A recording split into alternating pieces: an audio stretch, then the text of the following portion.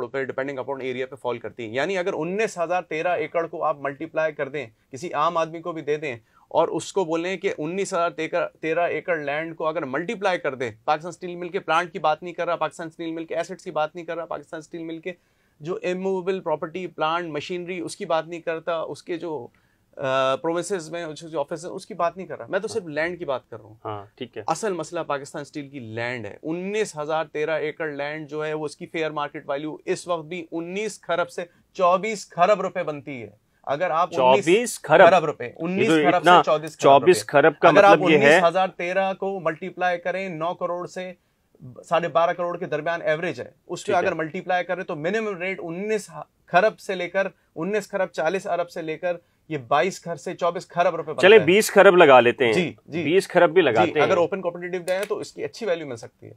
तो पाकिस्तान का कर्जा कितना है? देखिए पाकिस्तान का कर्जा तो अराउंड 60 से 70 अरब डॉलर है, 85 अरब डॉलर कह लें। लेकिन असल चीज़ ये नहीं है। असल चीज़ ये है कि यहाँ कहानी ख़त्म नहीं होती।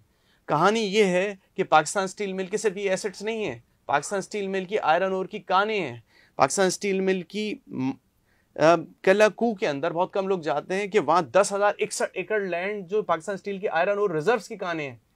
झम्पीर के अंदर 844 एकड़ लाइमस्टोन डोलोमाइट की कानें हैं जो ब्लास्ट फर्नेस में काम आता है। मकली के अंदर 9,800 एकड़ की कानें हैं। ये हुकूमत पाकिस्तान और पब्लिक फंड था जो पब्लिक के पैसों से बनी, पब्लिक के 17.56 अरब रुपए से ही बनी, इसका पेड अप कैपिटल था। और इस वक्त उसकी असासों की मालियत जो कम अज कम है, अगर उसको फॉरेंसिक ऑडिट के जरिए ऑडिट किया जाए तो प्लांट की जो इन्होंने एवरेज लगाई है वो $700 मिलियन वो अलग है। लेकिन अगर फेयर मार्केट वैल्यू लगाई जाए तो जमीन अलग है, प्लांट अलग है, और ये मालियत पाकिस्तान स्टील मिल की एक्चुअल मालियत, उसकी स्टील कॉर्प्स अलग है, पाकिस्तान स्टील फैब्रिकेटिंग कंपनी अलग है। ये सब डिक्लेयर की जा रही है कि टोटल लॉस है। पाकिस्तान स्टील मिल का कर्जा 229 अरब रुपए है।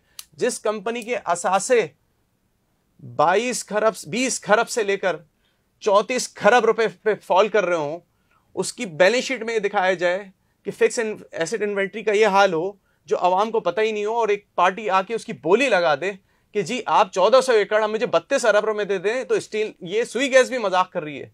ये 43 बिलियन की जमीन है। मजाक नहीं कर रही, इसके पीछे बड़ा पैसा लगा होगा। पीछे 1 अरब पैसा लगा होगा ना, खरब सबका कमीशन होगा इसमें। ये 1400 एकड़ जमीन 1 खरब 40 अरब रुपए से ऊपर की बनती है, जिसकी 43 बिलियन रुपीस बोली लगाई जा रही है। पाकिस्तान स्टील मिल का कर्जा 229 अरब रुपए। अच्छा चले हम बात करते हैं जी। स्टील मिल जो निचकारी हो रही है वो टोटल कितने में हो रही है? देखिए दो चीजें, ये बड़ा इंटरेस्टिंग इशू है। 3 अगस्त। अच्छा ऑडियंस में आपको ये बता दूं कि ये एक जो केस ज़ेर समात है सुप्रीम कोर्ट ऑफ पाकिस्तान में और लेबर कोर्ट में, वहाँ पर तारिक मंसूर MQM जो एम्प्लॉयज़ यूनियन है, यूनाइटेड वर्कर्स पाकिस्तान, उसकी नुमाइंदगी कर रहे हैं और घंटों आर्ग्यूमेंट्स किए जा रहे हैं इस केस में। तारिक मंसूर का ये कहना है कि ये निचकारी नहीं होनी चाहिए, ये मुल्की मफाद के ख़िलाफ़ होगा, और जो निचकारी कमीशन है या इंतज़ामिया है वो मज़ीद है कि जी निचकारी होनी चाहिए चूँकि खसारे के अंदर है और इसको बंद करके ही मुल्क की सलामती का तहफ़्फ़ुज़ यकीनी बनाया जा सकता है। बिल्कुल उलट मौक़िफ़ है तारिक मंसूर का जो इंतज़ामिया के बरखिलाफ़। ये आप हाँ बता रहे थे आप टोटल। जी देखिए पाकिस्तान स्टील मिल की जो कानें हैं, जो आयरन ओर रिजर्व्स हैं, ये रिजर्व्स क्यों इस्तेमाल नहीं किए जा रहे। दूसरी बात मैं आपको बताऊं, जून 2015 से Pakistan steel mill close down कहा जा रहा है। एक आम आदमी ये समझ रहा है कि पाकिस्तान स्टील मिल क्लोज खसारे में 2008 के अंदर जिस स्टील मिल के बैंक अकाउंट्स में अगर 25 अरब रुपए, AGPR की रिपोर्ट्स में आपको दिखा सकता हूं, मेरे सामने ऑडिटर जनरल पाकिस्तान की रिपोर्ट्स हैं। ये मेरी रिपोर्ट्स नहीं है, ये ऑडिटर जनरल पाकिस्तान की रिपोर्ट्स हैं। ये ऑडिटर जनरल पाकिस्तान की रिपोर्ट्स हैं। ये कह रही है कि इस स्टील मिल के असासे की जो है ये प्रॉफिटेबल थी। इसी बुनियाद पर सुप्रीम कोर्ट ने 2009-10 की रिपोर्ट है।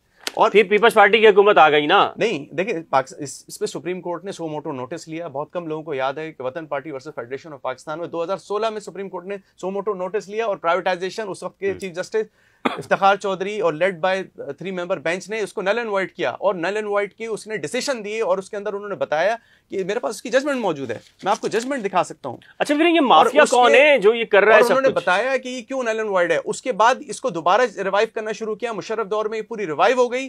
1998 में भी इसको डिफॉल्ट करार दिया गया, लेकिन इसके अंदर पोटेंशियल था, मुशर्रफ दौर में इसको रिवाइव किया गया। फिर 2006 में इसको प्राइवेटाइजेशन की कोशिश की गई, सुप्रीम कोर्ट इसने इंटरवीन किया कि फॉरेंसिक ऑडिट के बगैर आपने अंडर वैल्यूएशन की है, और सिटी ग्रुप वाली जो वैल्यूएशन पे उसको नन एंड वॉइड कर दिया। फिर 2006 की जजमेंट आती है सुप्रीम कोर्ट की, और फिर उसको दोबारा रिवाइव किया जाता है, प्रॉफिटेबल होती है। फिर 2009-10 के अंदर दोबारा स्कैम होता है, 25 से 30 अरब वही प्रॉफिट लॉस में बदल जाता है। फिर सुप्रीम कोर्ट एक्शन लेती है, 15/2012 सुप्रीम कोर्ट का लैंडमार्क जजमेंट है, जो सुप्रीम कोर्ट उसमें सुमोटो नोटिस ली 15/2009 में, और सुप्रीम कोर्ट उसमें तयन करती है नैब को और इंक्वायरी की जो रिपोर्ट्स मौजूद हैं, और पीएलडी 2012 में रिपोर्टेड जजमेंट है।